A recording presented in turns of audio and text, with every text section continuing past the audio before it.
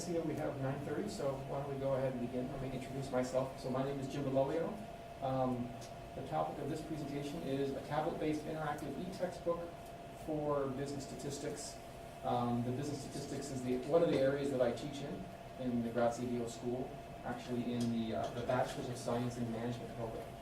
That is where I teach that course. In fact, most of what you'll see here today was largely in part to a grant that I received a year ago, 2 years ago maybe now. So I do very much appreciate that. I do also want to acknowledge my collaborators on this. Although I was the principal investigator, I did have significant support from Owen Hall, who's also in Decision Sciences in Graziadio, as well as Nancy Dodd, who is the editor of the Graziadio Business Report. So I can't claim all this work is mine. I certainly wouldn't have been possible without their assistance. I should also acknowledge that part of the funds were not just used for hardware and software purchases, but we did employ a fair number of student assistants, both in the regional campuses as well as here in Malibu. So those fundings were very helpful in terms of paying for those students' time to help facilitate some of the process involved in actually creating an e-textbook. So that is the focus. Really, what does it take to create an interactive e-textbook? Let me step forward here. So the motivation behind this actually comes from a variety of areas. The first being tablet and mobile devices are just proliferating on college campuses. I see that both here in Malibu. I see it at my home campus in Irvine. Pretty much every student now has, whether it's an iPhone, some other type of mobile device. They might have a smaller mid-sized tablet device, or they might have an iPad, which is kind of the next size up. And of course, every student has, at least within the Graziadio School, is required to have a computer as part of the classroom experience and being able to complete their assignments. So mobile devices, to me, are here to stay. They've proliferated, and I think it's created an opportunity to guide student learning in new and innovative ways. Just as a simple example, I also use courses as a way to facilitate students taking quizzes in my courses. And I know there was once a student where he said, I'm having trouble, I forgot to bring my laptop on a trip, is there any way I can take the course? And my simple answer was, well, do you have your mobile device with you? And they said, yeah, I have my iPhone with me. You can go ahead and log in, you can actually take the quiz that way. And they were quite happy with that. So to me, this is an opportunity to greater guide student learning. And in fact, what that means is with a device ideally like this, they'll always have a copy of the textbook, which to me is something in an age of rented textbooks that get returned. I know I speak for many faculty that say, our textbook for my class is a really good textbook, you shouldn't sell it back. I realize students, in a lot of cases, are looking for a rental or ways to defer some of the cost. So part of my motivation is I want them to have a book that they can have, not just for my class, but into perpetuity, something that will always be available to them, even once they leave Pepperdine and go into their future career endeavors. So I think there's a tremendous opportunity there. And to that point, I had always given thought of developing a textbook, but I like the idea of developing it electronically. I do appreciate the fact that you can go ahead and flip pages through a paper book, but in terms of distributing the book, in terms of creating the book, in terms of usability of the book, for just things as simple as keyword searches, being able to do that with an electronic media, to me, far surpasses the print version. So e-textbooks, to me, are also an excellent resource that would be readily accessible to students with either tablet or mobile devices. And this is also in part because of wireless. So you need to have a wireless connection, and wireless maybe 10, 15 years ago was not quite as ubiquitous as it is now. Now it's pretty much a de facto standard. Students have access to wireless. Actually, the image you see here on the right is actually the current edition of the book that's getting ready to go up onto iTunes, the iPad version of the textbook that's now currently in use in my BSF course. So students are now, instead of having to go to CourseSmart for an electronic version of the book, or a custom book from McGraw-Hill, or maybe even just going onto Amazon and buying a print copy of the book, it's readily accessible shortly through iTunes, and currently I've also been using Google Play, and I'll talk a little bit more about that as we go. Okay. Last piece of motivation, and I say preliminary findings here because these are my findings. I didn't try to conduct a rigorous investigative search. Frankly, that's not my area of research, so, but I did want to get some sense of, is this the right path to go down? In fact, this even predated the grant funds that I received. And I wanted to know, is some kind of supplement, that's whether it's, in our case, it was at the time just very web-based, that was interactive, something that students could go to and interact with, listen to a video, take a quiz, be provided some information. Could that have a positive impact on student learning?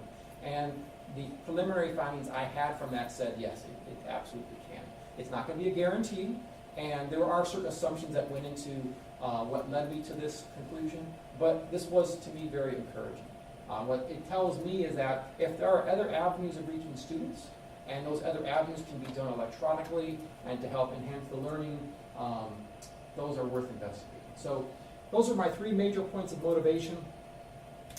The ultimate objective of this study was to evaluate really the tools and technologies so that as an individual I could self-publish as a faculty member a tablet-based interactive e-textbook.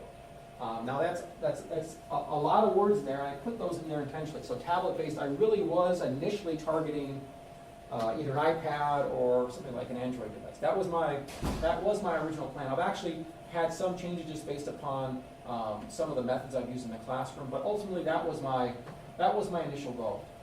I did want it to be tablet-based, and I didn't just want it to be text. I didn't want it to be a PDF file or a file that simply is text with boldface and maybe some basic hyperlinks. I wanted something that was a little bit more rich, and ideally I wanted something interactive, something where it would be more engaging to a student, something that would enhance their experience. Because I realized that, if you're given, I think back to my days as a student, you're given a classroom reading, it's maybe not always the most exciting thing you want to do. I have ways of motivating my students, but I realize figuring out ways to engage students outside the classroom is very, very important. To me, that was part of my motivation on the interactive aspect of the e-textbook. And I really wanted to have this experience based upon actually trying to build something. So rather than just trying to perform a investigation, I really wanted to see, okay, let's actually try to build something out. And I got to credit my co-author, Owen Hall. He had actually developed a lot of materials around the same general course, had a lot of content had already been developed. I did end up adding to some of that content, but I do have to acknowledge that he spent many years teaching this particular course, and so was really very well versed in a lot of the media that we already, and a lot of the content that we already wanted to go ahead and structure into the book. So that very much helped. And ultimately, I wanted to have a target. I wanted to see if I could actually replace the existing textbook that I was using for the class.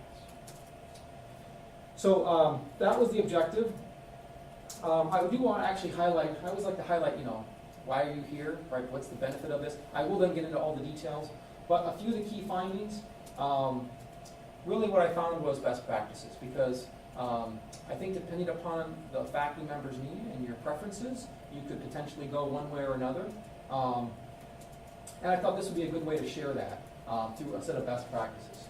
And I wanted to include in that distribution, because to me that's a very important piece. Getting the book to your students, or maybe even just getting it to the general population, I think is very, very important. Without having some kind of distribution mechanism, the idea of emailing a book to each student to me just didn't seem to make a lot of sense. And frankly, I wanted to have a sense of, are many people downloading it, or is it just my students? What has been the impact of the book maybe on a larger community? So I looked at three. I looked at iTunes, I looked at Google Play, and I looked at, of course, Amazon. I think Amazon is arguably the largest electronic book publisher. I'm not sure where they default under electronic textbooks, but certainly Amazon is very, very well recognized. But I wanted to investigate more than just Amazon. I wanted to see what these other ones could potentially provide. Okay, some of the findings. I did go through a listing of tablet computers, the suppliers, and some of the differentiating features, and I found some actually very, very encouraging results of things that frankly just kind of came with it. It required no additional work on an author side. things like read aloud. So in Google Play Books, this is an Android tablet.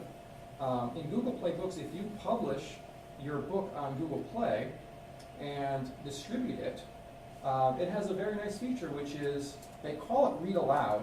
Well, you won't be able to see it very well, but this is some text from a textbook. I'm just going to go ahead and tap on this textbook, and I'm going to go ahead and click on, there's actually a little option along the right-hand side. I'm just going to go ahead and click read aloud. Software like Excel registered sign renders. Oops. Give it a moment to get caught up here. Fortunately, the widespread availability of user-friendly software like Excel registered sign renders even the most complex calculations relatively simple. So certainly if you're not interested in statistics, that was probably a very boring verse to listen to. But I will tell you just from my personal experience, I've heard read aloud technology. This is much less robotic than what I've heard, which to me is somewhat encouraging. And in fact, there was no additional work that I had to put into the book. It just automatically was turned on thanks to what Google had done with their Books app. Another real nice feature was study cards in the iTunes books. I think I'll flip over to the iTunes book here a little bit later on, but basically allows students to create notes and highlights that they can then refer to later and actually flip back and forth virtual flashcards within the book. So that I thought was very, very handy. And so really my key takeaways were there's really two best options, and they really depend upon your perspective as an author. If you really want the best software in terms of creating the book, in terms of, I think, the general look of the book, the ease of the software, and the ability to really provide as much rich interaction as possible, Apple's iBooks Author is the way to go. I will caveat that by saying, of course, you have to have an Apple computer. You have to have a Mac running pretty much one of the latest versions of the Mac operating system. The software is free. It's freely available to anyone with the Mac operating system.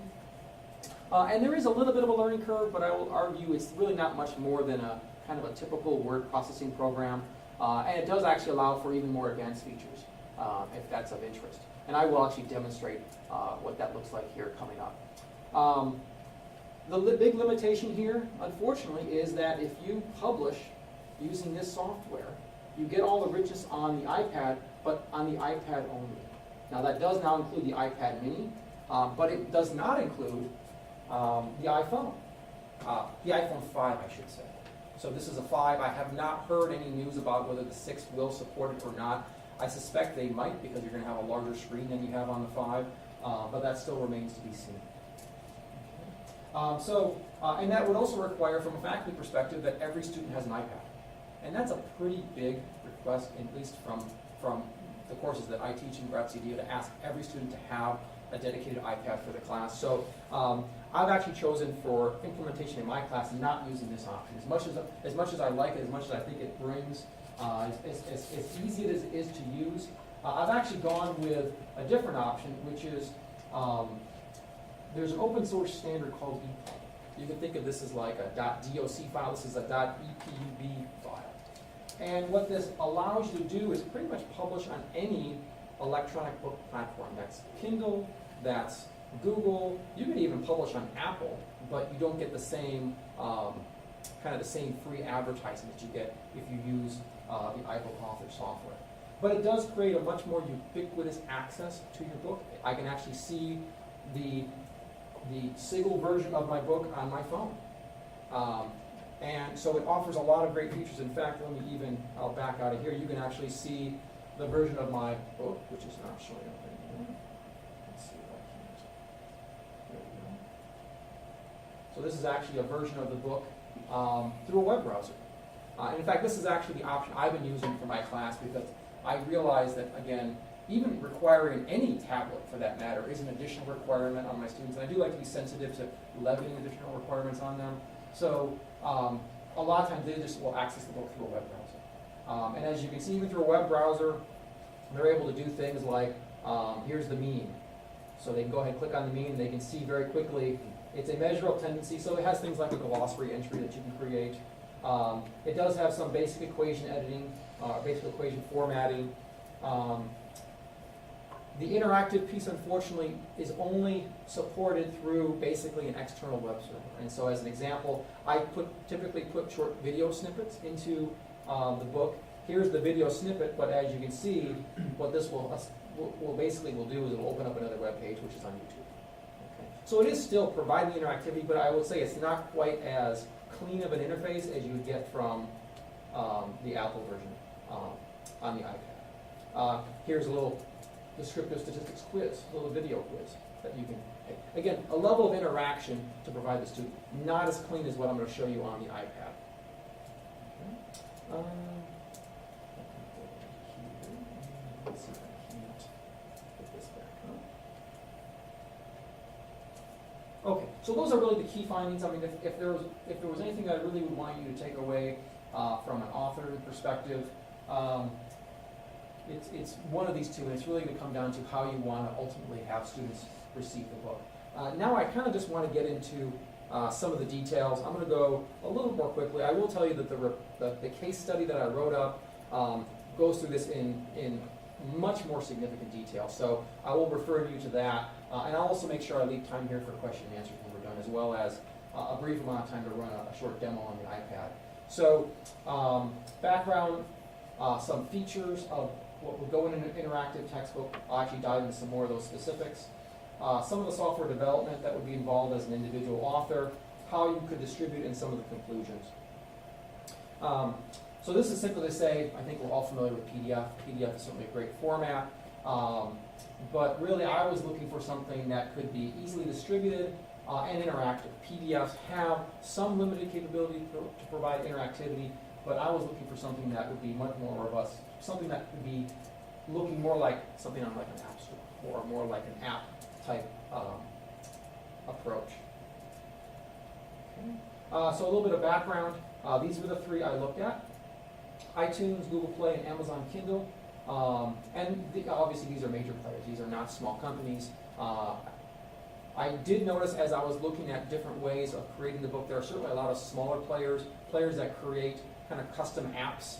I pretty much steered clear of those. My concern is I'm looking for longevity. I want something that I know is going to be around in 5 or 10 years. I don't want to publish a book on some site which will be gone in 5 years. So if I have a student with the book, I want to be able to reliably trust that, yeah, that book will be available in quite some time. And I'm fairly confident that Apple, Google, and Amazon are 3 companies that should be around for a while. So that was, again, part of my motivation there. I also looked at this in terms of an opportunity for blended learning. Flipping the classroom is certainly a buzzword I hear a lot about, but I do feel pretty strongly about. Just another mechanism to do this, so that I can spend classroom times rather than going through some of the concepts. I can dive more into the applications, actually work through problems. In my case, typically statistics problems. I also like the idea of, now that we have the book completed, we're basically able to charge little to no cost for this book. In fact, currently it's still free. Given the versioning it's in, we provide the students the book free of charge. Of course, they do have to have some type of device. And I will say, I've had a few classes now with it, where on my 3rd class, I've had, I think, 1 student ask me for a print version of the book. And I will tell you that's been the one question I haven't been able to easily answer. How do you turn this thing into a print book? There may be a way to do it, but I can tell you, just given I haven't seen a lot of students come back and say they would like that.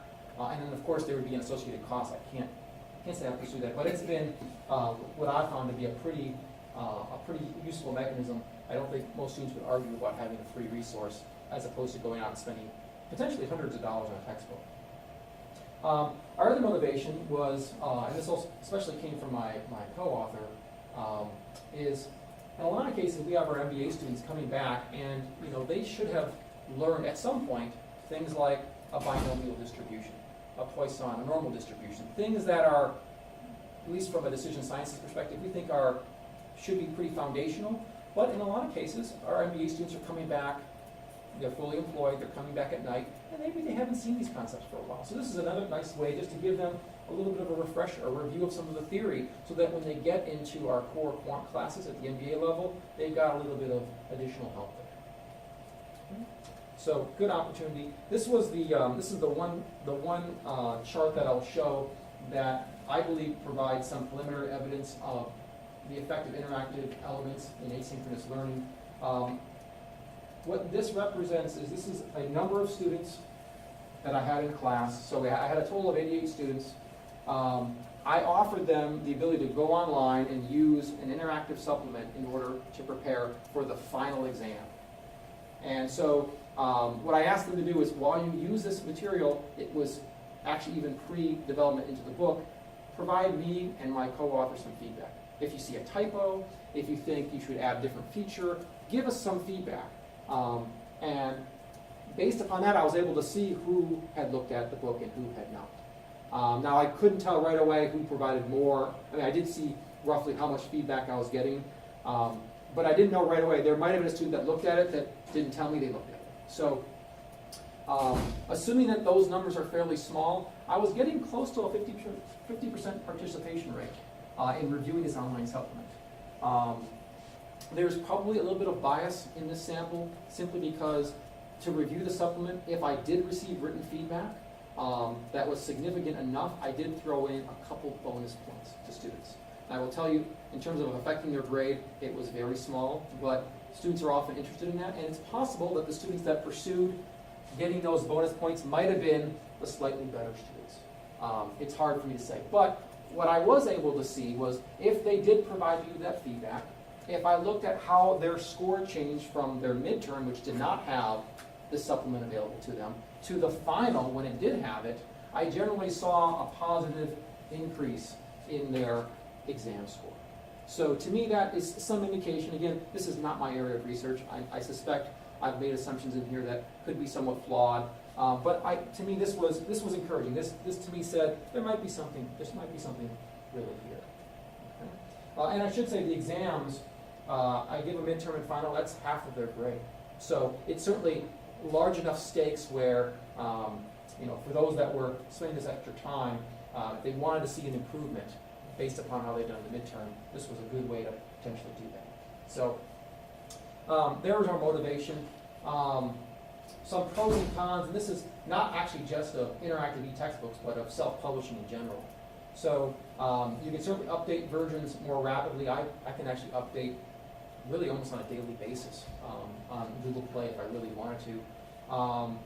For those that actually want to charge for the book, which we're not doing at this point, but if you do publish either through iTunes or through Google, and I believe through Amazon as well, although I'm not quite sure about that one, you get 70% of the revenue. So if you charge $1 for the book, you get 70 cents back. In traditional publishing, I think authors get maybe 10 cents on the dollar, if maybe a little bit less or more. And certainly you have entire control over the content because it's something that you are yourself creating. But it does require some technical knowledge, and so you're really not getting that technical support. I will counter that though and say I've emailed Google a few times asking them about issues I was having with students accessing the book, and they got back to me very, very quickly and very, very responsive. So I've been very, very pleased with that. You're certainly not getting any marketing support directly, although I'll show you some information that looks like the way Apple does it. They're actually indirectly marketing the book right now, because we've had quite a few downloads of it. And then, of course, limited technical and editorial support. Okay, some standard features. Table of contents, active glossary, dynamic paging. Table of contents, I think, is self-explanatory. You click on an element of the table of contents, you can navigate to it. The active glossary, this means, like, if you click on a highlighted term, it'll go to a glossary entry associated with it. Dynamic paging, this is something you'll see in pretty much every electronic book, right? You can change the size of the font, and that will increase or decrease the total number of pages that would the book would be contained within. Of course, changing style of typeface, searching, and then reading offline. These are really kind of standard features, right? So this is all things that you can expect in any kind of interactive e-textbook. In fact, I would even argue these aren't really even interactive features. These are just sort of standard features that you could expect. I did have some other desired features, and this is where I ran into a lot of unexpected complexity, just because different suppliers were doing different things with different devices. So on the iPad, you could highlight, you could take notes, and you could also bookmark and create these study cards that I mentioned earlier. Google doesn't let you make study cards, but it does support reading aloud, like I demonstrated. I played a little bit with the Barnes & Noble since they kind of disbanded their initiative. I shouldn't say disbanded. Certainly they're not as aggressive as they were when the study had started. They're largely doing what pretty much any Android device now would do. And then in terms of the Kindle, it does have the cloud support, but I didn't see any read aloud and I didn't see any study cards. So actually from a feature perspective, the Kindle Fire or Kindle Fire HD, which I think is the latest version, actually supports the fewest number of features. Okay, so those were the devices. This is probably a good place, and then I'm going to wrap up fairly shortly. I'm going to go see if I can't do a short demo. I've already given you a demo of the read aloud feature. It does require an internet connection to do it, but as you heard, it's not a bad sounding one. Cloud support is also something I think many of you are probably familiar with. It's the idea that if you read the book, as an example, if I'm reading it on the web page and I navigate to the second chapter, if I were to open it then on a tablet, it would automatically then jump to the second chapter. So it can be fairly convenient. I do want to highlight note cards as well as a little bit more on the iPad. So let me see if I can unplug this. Plug this in. And then I do want to also leave time for questions. Sir? Let's see if this comes up here.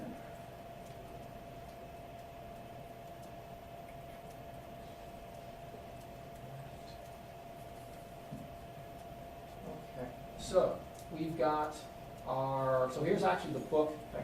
I'll go ahead and close up the book so you can kind of see. Okay, so there's the book in the library. Once you've got it in your library, you can go ahead and open it up. There's the book. You can see I'm currently on page 36. There are a number of features that you're going to bring up. So as an example, here's your table of contents. Okay, for basically each chapter is along the bottom here. So these are kind of, what I should call them is more like major sections. This was chapter 2. I can actually navigate back to chapter 1. Excuse me, actually back to the preface. I go here to, I did a preface for the second edition because we did do a multiple iteration on this book. A little bit about the author, so then you can go ahead and read a little bit about me and my co-author. Okay. There's chapter 1. I'm actually going to jump to chapter 2 because that's where I have, actually we have interactive features throughout, but I'm going to highlight some of the ones that are in this particular chapter. So as an example, I'm going to go ahead and jump to section 2.3. And of course, all these books can support text of various font sizes, images. Let me go ahead and move over to, so here's an example. So on the left, after you watch the video, you take the quiz. So one of the things that you can do is you can embed short video clips. And so here's an example of a video clip that describes descriptive statistics. This has also now been set up so that, assuming it works correctly, it's not actually embedded in the book. This was an issue or limitation that I had a concern over, that if you embed a video into the book's file size becomes very, very large. And so accessing the book on iTunes took 20 minutes to download. We've since found a workaround which basically allows you to stream it from YouTube. So this is what it would look like. This is what it looks like when it's streaming. As we've seen, the median is often a good way of representing the center of the distribution. Okay. So you can put in these little video clips, and then once you listen to the video, you take a short quiz. So here's 3 questions. What type of data was used to demonstrate the method for computing the median? So I'll just go ahead and guess at some questions. I'll check the answer. Well, that was the wrong answer. Maybe we'll go ahead and guess at this answer. That was the wrong one. So then we'll check the answer. Yep, so we got that one correct. Okay. And then you can go on to the second question, the third question. We'll go ahead and check that. We got that one right. And you can see, okay, I got 2 out of 3. Now, of course, it let me retake it. It's not recording this anywhere. It's not recording back to me if a student's using this. But it is a way to kind of help engage so that it's not just reading through the book. So you got these short quizzes. You got the short videos. I did want to show a number of quizzes. We actually have a little interactive. There's one other interactive piece I'd like to go ahead and bring up here.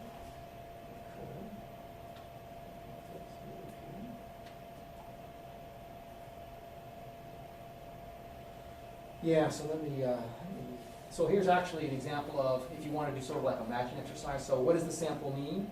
The sample mean actually isn't mu, it's actually this one. The sample standard deviation is this one, and the population mean is mu, skewness is measured by gamma, medium is MD, And yes, in fact, you get that right. So there's another way, thank you. Another way just to kind of add another level of interactivity, this we call just a simple matching exercise.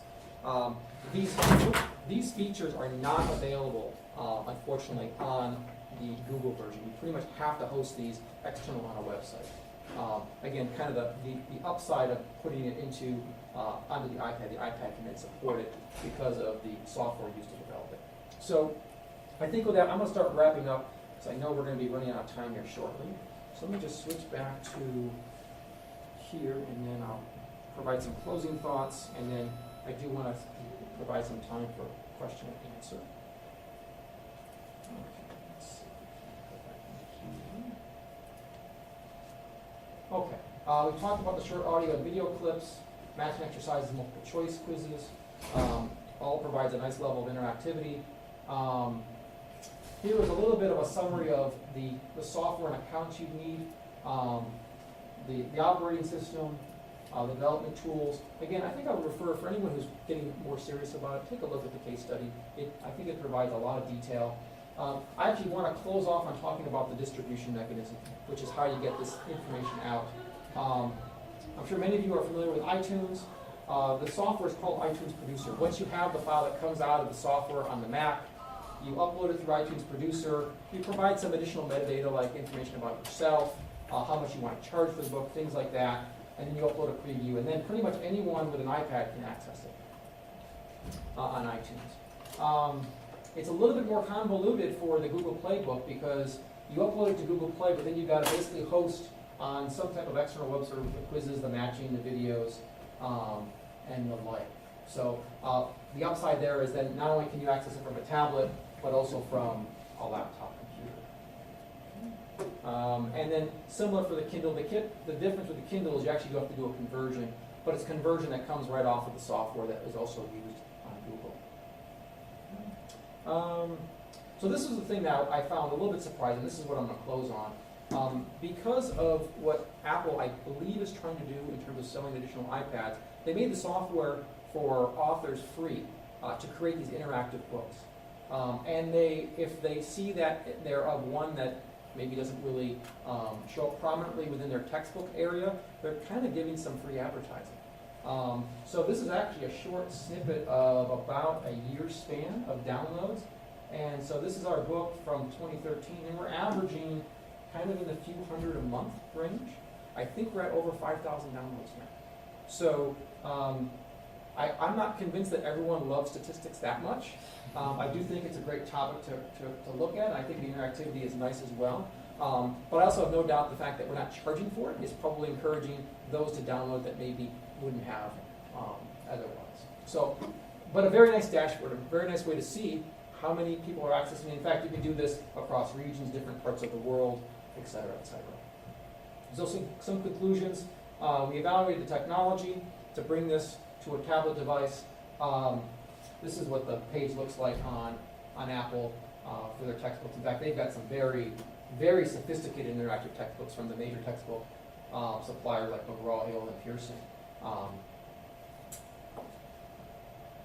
So if you really want it all embedded, I think the iPad is the way to go. Use the Mac, create the software, and understand that it is going to be limited to the Mac. I will say, as one last note on the iPad version, as of the most recent, I believe, version of the Mac OS, you can now view the interactive book on the Mac web browser. So actually not the web browser, through the Mac iBook app. I think I'm saying that right.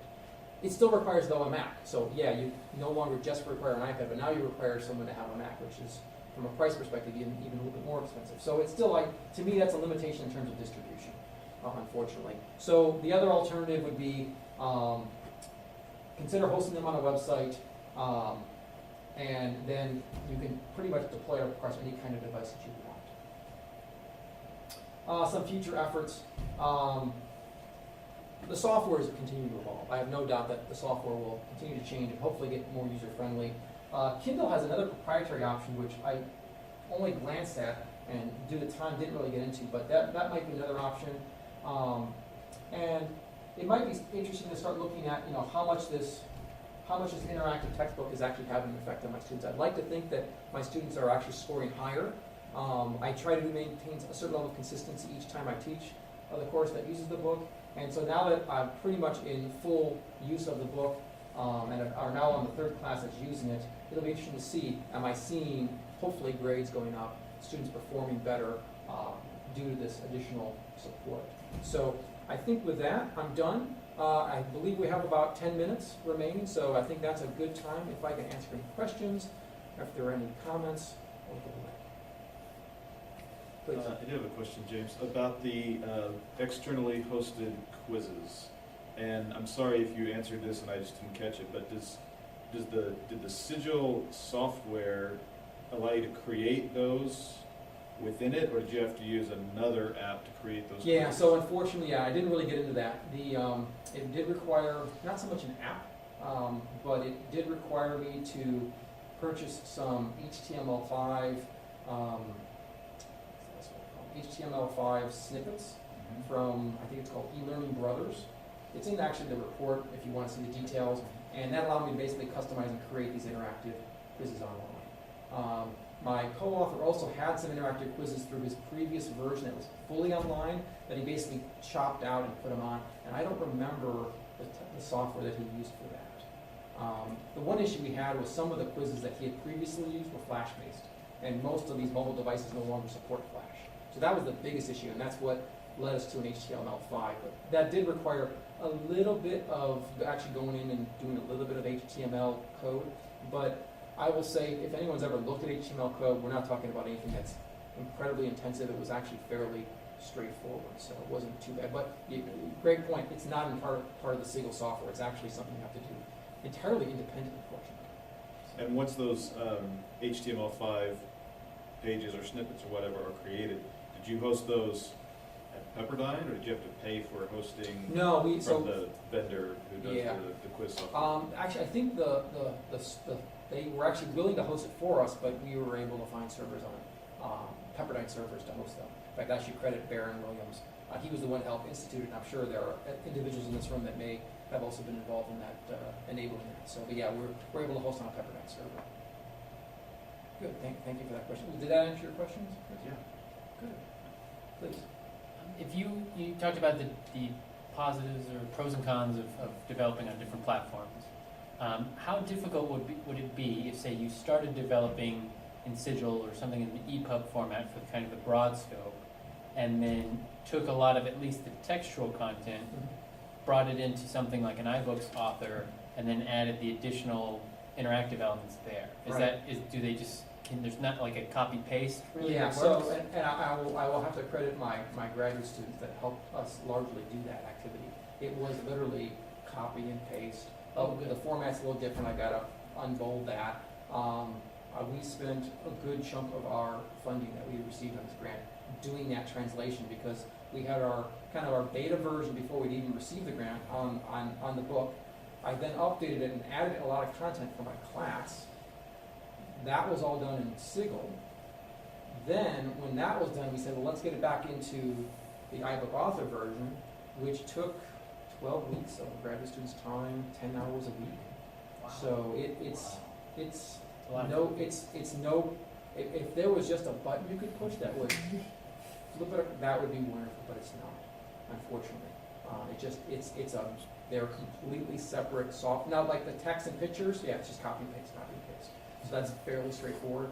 But otherwise, no, unfortunately, there's no simple way of getting information from one to the other. And I'll say that's one of the downsides of maintaining out two versions. If I update the one version, well, then we've got to get it over to the other version. So I will say the major development on the book, I'm happy to say, is largely done.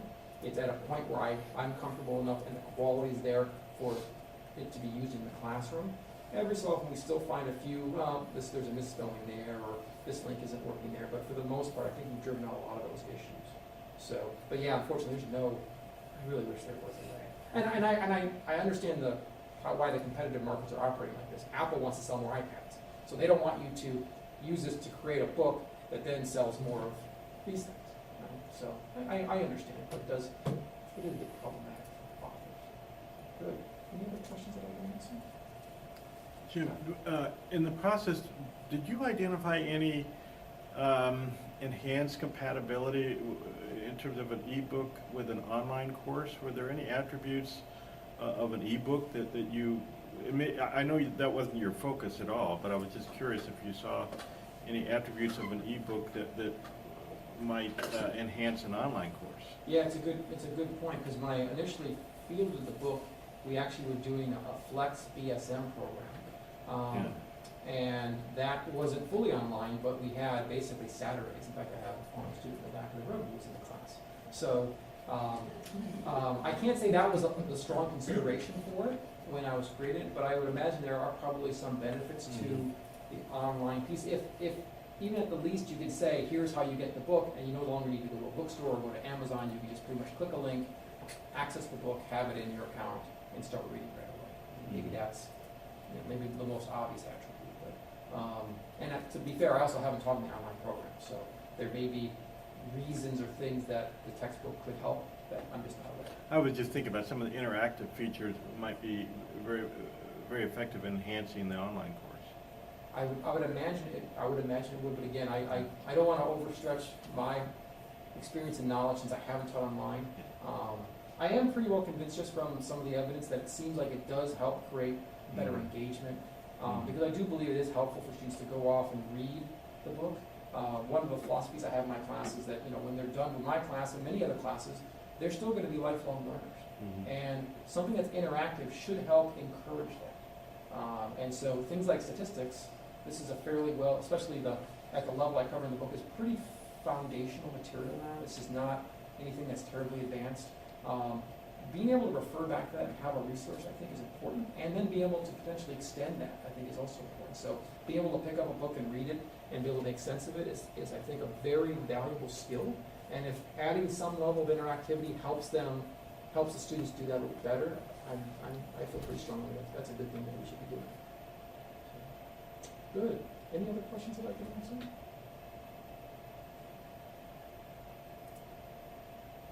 Okay, I think I see we've just got a couple minutes, but considering I have quite a few devices up here I've got to break down, maybe now is a good time to stop. I do want to thank you all for your attention. I appreciate the questions as well. And again, I will refer you to, if anyone does want a lot of the details, which I obviously could not cover here in great depth, please, I would refer you to the case study that I've written up. If it's not easily available on the Pepperdine servers, you're welcome to send me an email. I'm happy to send you a copy. So thank you. It's easily available. Excellent. Thank you, Alan. All right, thank you all.